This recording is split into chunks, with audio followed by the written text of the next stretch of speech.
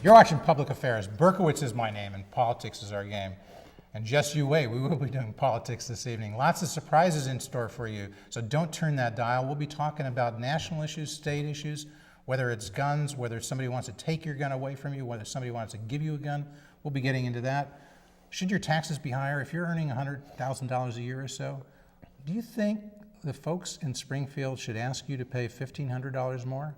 If you're earning $200,000, should they ask you to pay $3,000 more in income taxes, $1,500 more in income taxes? If it's $100,000, $60,000 a year, maybe they'll be asking you to pay $800 or $900 more. You've been hearing somewhat lower figures. Who's right? Do you get the truth on public affairs, or do you get the truth when you read the Chicago Tribune? That's an interesting question. We'll be talking about that. Are they truth sayers? Do they cover the news? And the Sun-Times. So you can see the gamut of things you're going to be hearing about, whether it's national politics, state politics, local politics, because we got State Representative Jim Durkin, and he is ambidextrous.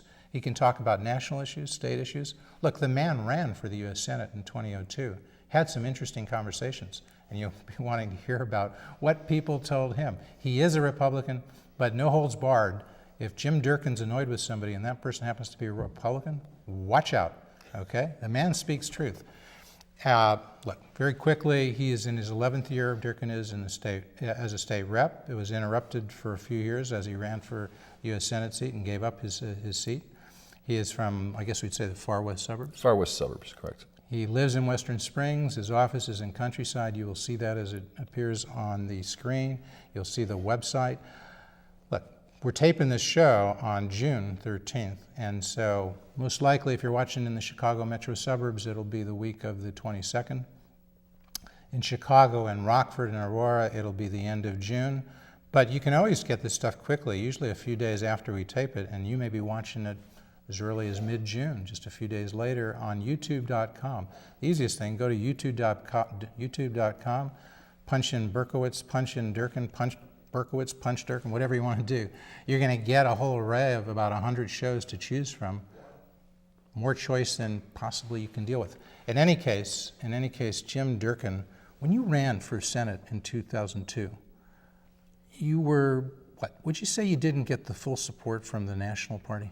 No, I didn't get any support from the How much National did they Party. promise you for that campaign? I was told in the primary, and if you get through the primary, the National Senate Campaign Committee is good for $2 million.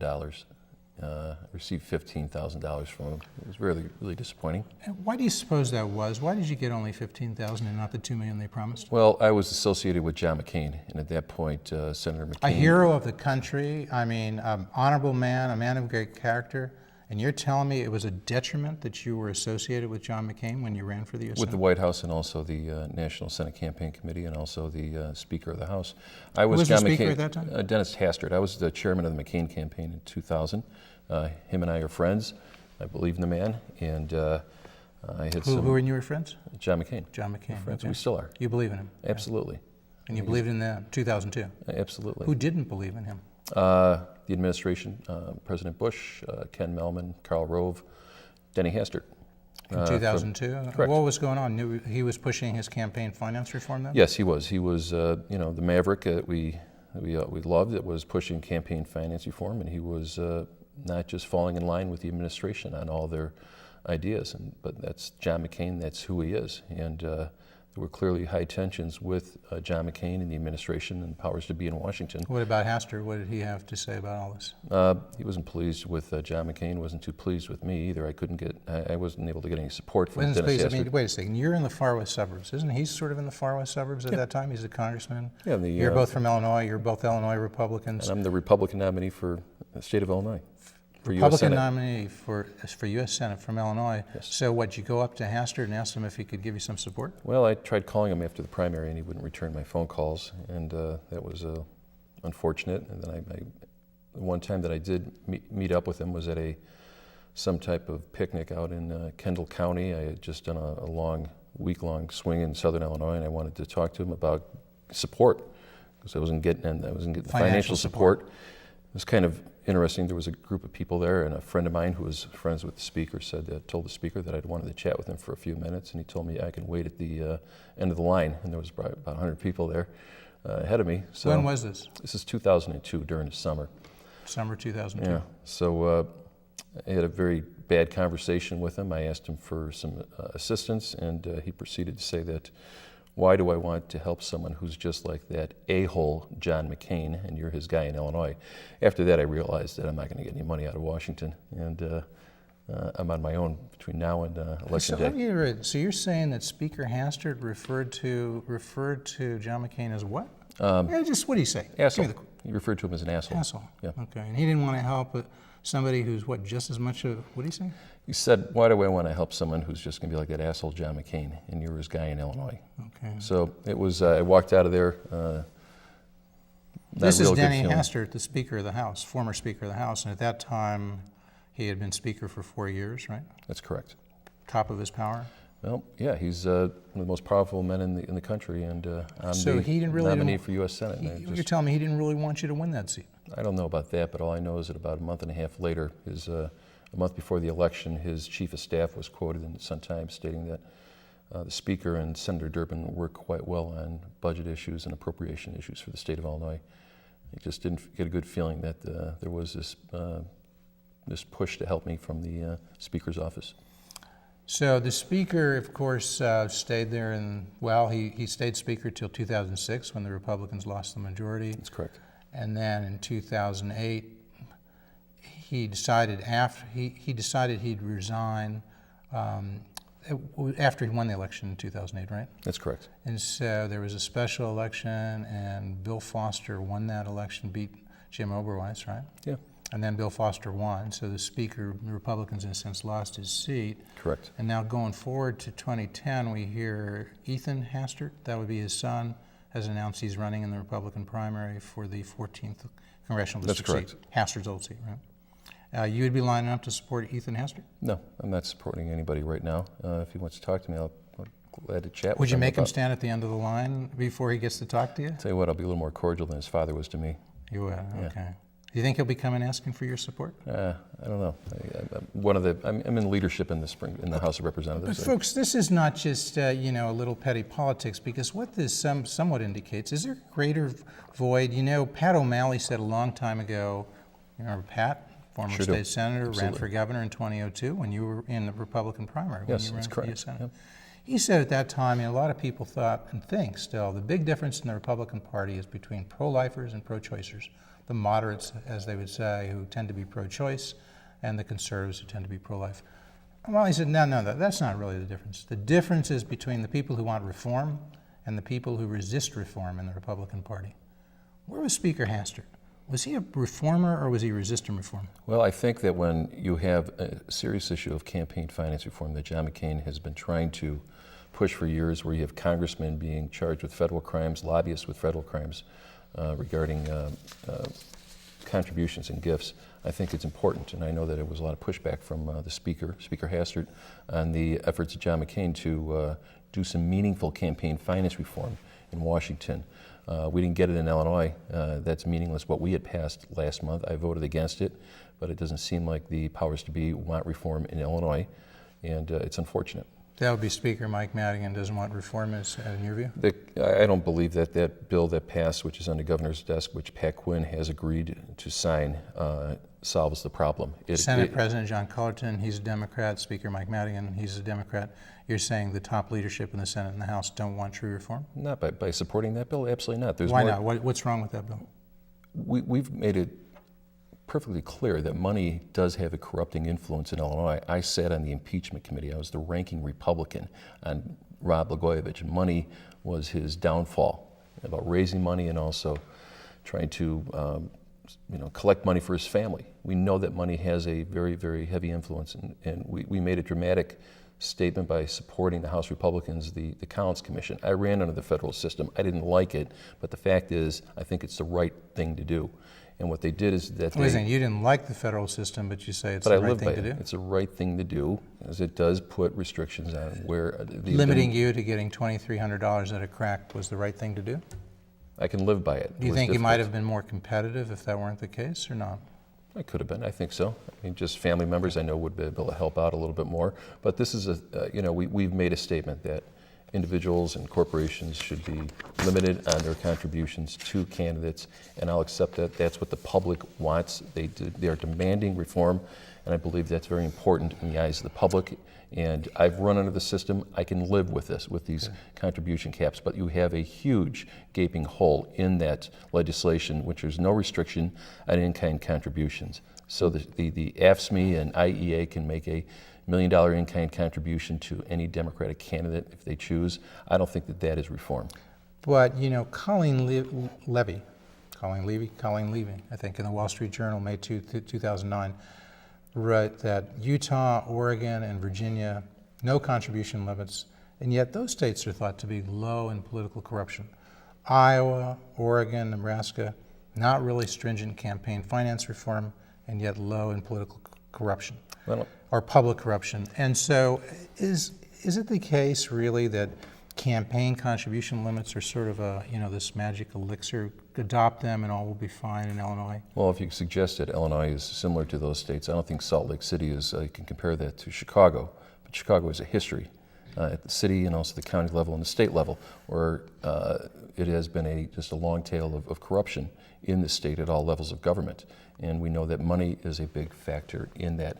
You have aldermen who are being arrested right, but can yearly you get money for zoning. I'm just saying, if you have states that adopt it or don't adopt it, that may not be a factor, because don't you think money finds its way? I mean, you know, in the national campaign of Barack Obama, there were individual campaign contribution limits, $2,300, but there was a way for people, large donors, to get to events that somehow, whether it was given to the party, I don't quite There's understand. 527 groups, yeah, there's all sorts of loopholes. There were people given at the federal $20,000, level. $30,000. I mean, he brought in, what, close to $1 billion, okay?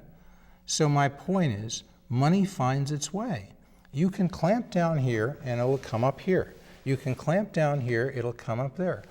McCain's learned this in a sense, because you had the individual campaign contribution limits, and then they came up with 527s. And then he said, we got to limit the 527s. And they're going to come up with 747s and 782s. So do we just give up? No. No, you have you immediate don't. disclosure. You have immediate disclosure. We still don't have that in the state. Jim, why don't you hammer on that? So when somebody gives $25,000 to Rod Blagojevich, and he stands outside, say, the Museum of Science and Industry or the Art Field Museum, wherever he was, everybody knows about those, and he was just taking the checks as they're coming in, have the law so the next day you can read in the Chicago Tribune, if they'll print it, you know, we'll get to the Tribune. They don't think all things are important enough to cover unless some idiot blogger should be on their front page, okay? We'll get to them, but if it's important enough to cover it, wouldn't you like to read in the Tribune the next day, Rod Blagojevich held this event and he collected $25,000 checks from this entity, from this entity, from this individual, and then the Tribune could look, maybe, if they, you know, would follow up, that here were some contracts that were let, and they came out of the governor's office. And you'd have the disclosure. And then if people want to vote for Rod, even though he's essentially, it's alleged, you know, selling votes, selling Senate seats, let him vote. But that's the solution. Do you see the point? Immediate disclosure. But the fact is, immediate disclosure and also caps, I think, are important. I agree. You know, we but can I just told debate you that. how they get around caps. You didn't say anything. You know what? They're going to get around caps, 527. but the fact is 527. I think it's wrong, and they've bastardized that system. They're going to bastardize the next system. Yeah, what do? We throw up our hands and say we No, give up? No, you- Jeff. We can have the Immediate report, disclosure. immediate Let the disclosure, people and decide. also have caps on the money which is being raised in these elections. Do you think a state representative seat is worth $500,000, $1 million? That is what's being spent in Illinois on some of these very competitive seats. It's outrageous that this type of money How has much do to we be spend raised. to sell Coca-Cola? How much do we spend to sell cereal? Cereal. I mean, why is it? It's not bad if people want to inform the public about a state rep seat or a state senate seat, and they want to tell people the issues, and they want to put money into that. Why is that wrong? I would suggest you're in the minority, Jeff, when you say that. You don't think people should want to know? Jim Durkin, should we know your positions on issues? And if spending money gets the information about issues out, that puts me in the minority? What I would suggest I that think most that's people high school civics. I believe that most people believe there's too much money in the system, too much money is being spent. There should be some type of limitation from the entities, corporations, lobbyists, and also individual contributions. What do we have it around here somewhere? Never go far without your Constitution. In case you forgot, Jim, this would be the U.S. Constitution. I'm very familiar with them. Very familiar with the First Amendment. Do you know what the too. First Amendment says? What does it say? Open it up, read it. You can read it. You know, Here we go. We provide resources Here to we our go. guests here. We're not fooling around. What does it say? Read the First Amendment to me. Yeah, you can find the First Amendment. Where are we at? Jim, John Marshall Law School. Congress shall make no law respecting an establishment of religion or prohibiting the free exercise thereof, of abridging the freedom of speech. There we go, that's all you need to hear. Freedom of speech, First Amendment. Supreme Court has upheld campaign finance reform. And they have upheld caps. They did about 30 years ago, right? What was the name of that decision? I can't remember. Buckley v. Vallejo, right? Sure. Pop quiz. Look, if you go to the University of Chicago Law School, you're not going to forget that decision. John Marshall? Not so much, you don't know. I don't know. Buckley v. Vallejo, that would be the important case. What was it? I think it was decided in 76, so that would be 33 years ago. And they said you could do these things, okay? If your own money, your own if that money came is up, speech. Your own money, your personal money is speech. That's protected speech. But the fact is, we have the right to put contribution limits, and I think that is under the state constitution, the federal constitution, that we are within constitutional grounds to do that. Okay, we don't want to get the whole show on that, but you know, an important way that got lost. I'm on the board of trustees. John Marshall's a great school. No, just kidding around here. Right. Okay, and Jim Durkin's a good guy because he comes here all the time. He puts his neck out on the line. He takes positions on the issues. There are some people who've not sat in that chair. Speaker Mike Madigan is one. We've invited him. We hope he'll come, but he hasn't sat in that chair. Attorney General Lisa Madigan hasn't come. We've invited her. Okay, so I just want to point out that some people, you know, they get some heat when they come here and they come back. Jim Durkin's one of the good guys because he does that. I can take a punch. He can take a punch and he can throw a punch too. Sure. I know, I've gotten a Absolutely. few. But and we'll go on to state deficit, but I just want to highlight one point. We were talking about Hastert, we were talking about schisms in terms of reformers, non-reformers. Here's a case where I think people can be reformers and not reformers, and you can have Jim Durkin's view, you can have the view I'm espousing, either view, but you can still be reformers. But you can't be if you're sort of that Daley Ryan combine, we used to call it, what John Cass calls.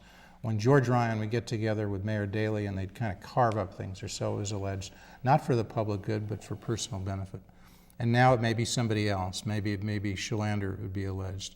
Maybe it would be, and who's the guy who's just indicted downstate? Bill Cellini. Bill Cellini, there you go. But my point is that's sort of the thing that Pat O'Malley was talking about. You know, Jim Durkin and John McCain can differ with other Republicans on campaign finance. Reasonable people can take, you know, different points of view. But they can't take a point of view that the Republican Party shouldn't stand for something. They shouldn't stand for principles. They can't take the point of view that all they should stand for is personal benefit, okay? You agree with me on that? That's correct. Okay, so that's where the agreement is. Jim Durkin, what should the Illinois legislature do? Is there a deficit for the projected year of $6 billion or so? And if so, how should it be solved? Well, I think let's go back and, you know, let's talk about who put us in this position.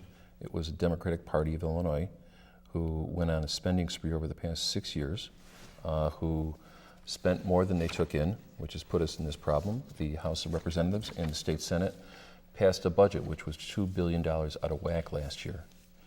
And Pat Quinn has walked into a mess. He inherited a terrible financial situation, something that went unguarded, so we now have a deficit. But the fact is, we're not saying that we're for a tax increase. We have to get responsible, transparent, and also a reform type of government in place, particularly when it comes to the biggest areas in our budget, Medicaid and pensions. There are no reforms to deal with those exploding areas of state government. Can you save money? Look, there are people who sit in that chair and say, of course we should do those reforms, but you can't do it in time for fiscal year 2010. I would think State Representative Hamos, I think I'd be correctly characterizing her view, who was here last week, she would take that position.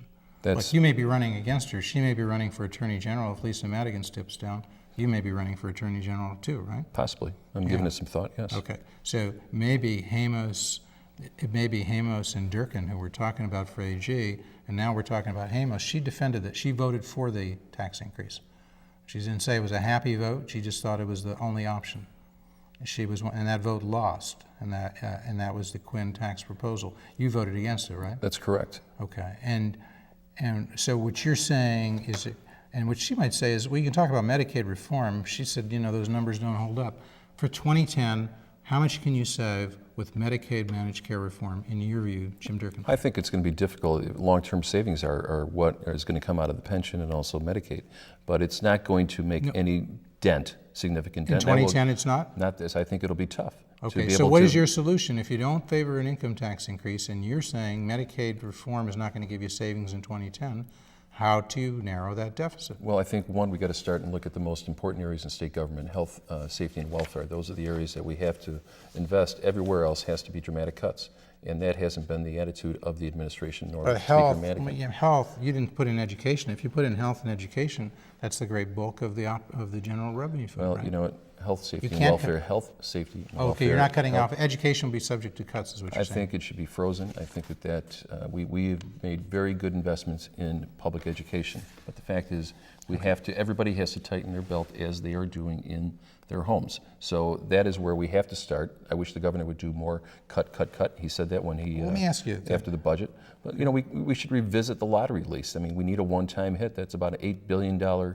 So sell off future assets for present gain. That's basically what you're that's doing. what Indiana's done, and they're now running a pretty tight ship under So you Mitch disagree? Daniels. You disagree with the Illinois Policy Institute and John Tillman when they say, look at Quinn spending actually for 2010. There are 20 agencies for which spending actually increases, a total of about $1 billion. He says, cut that out. Keep those levels, the current levels, you save $1 billion.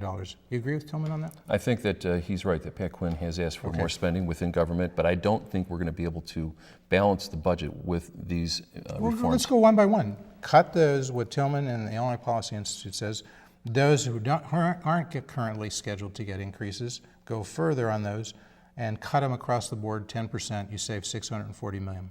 I'm not disagreeing with the Illinois Policy Institute Okay, with so everything, but I think that's that $1.5 billion right there. there are Keep areas going. which we can cut right off the State top. employee insurance, state employees, would you ask for more funds for health care and pension contributions Well, I from think them? we're talking about realities of this situation. And the We're not gonna- retirees, would you ask for $1 billion from those folks?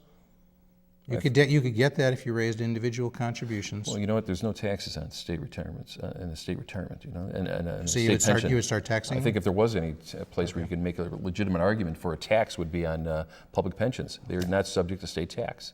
But Cullerton would point out we have a sales tax on gas, which other states don't have, but we don't have a tax on pensions. So if you want to raise the tax on pensions, then cut the tax on sales tax on gas, and then it would be a wash. Would you go along with Senate President Cullerton on that? I can't say that. Maybe he was being facetious, I mean, but he was pointing. Okay. So if you total these things up that Tillman's talking about, you come up with about $3.8 billion. That's what you get from the taxes.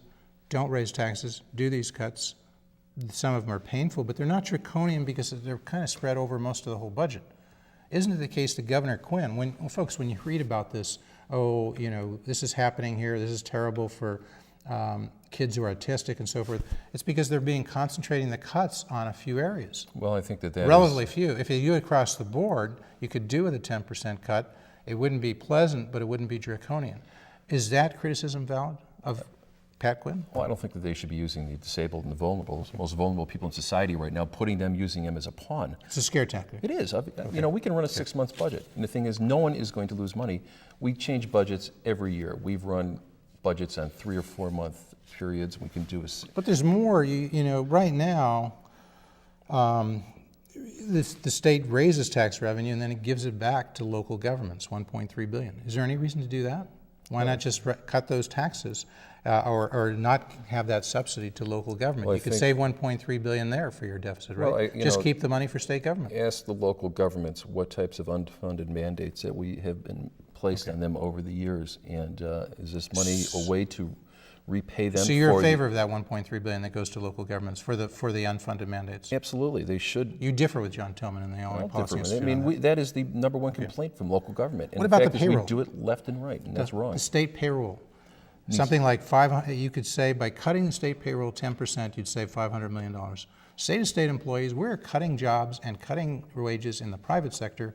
Shouldn't we do that in the public sector? You agree with that? Absolutely, we can't. Okay. I mean, if we can break AFSCME and SEIU, they're the ones that are, there's pay increases going for some of those members in those unions, when the rest of the world are taking significant So you pay take cuts. on the unions? Absolutely. Do you think have the to. Republicans downstate would agree with you, or would they side with the unions? Some of them would disagree with me. Yeah, okay, that's kind of what I thought. Yeah. But the point is, you could solve the $6 billion deficit without an increase in taxes, without draconian cuts. You agree? It's going to be tough to get there. I think you can make some some headway, but I don't think it's going to be just on cuts alone. We're going to have to find an alternative revenue source, something which is not tax increases, to be able to get there. And you have one person. 2 years ago, the lottery lease was roundly accepted as the way to fund the capital bill. Mike Mannigan did not want the capital bill. As I said earlier, we're behind. We need a one-time hit. People will say it's a one-time hit, but we could use it. We need to and I'm make ready Illinois. to do it. Illinois is now a high-tax state. If you look at the Tax Federation, when you total up income taxes, property taxes, sales taxes, take it per capita.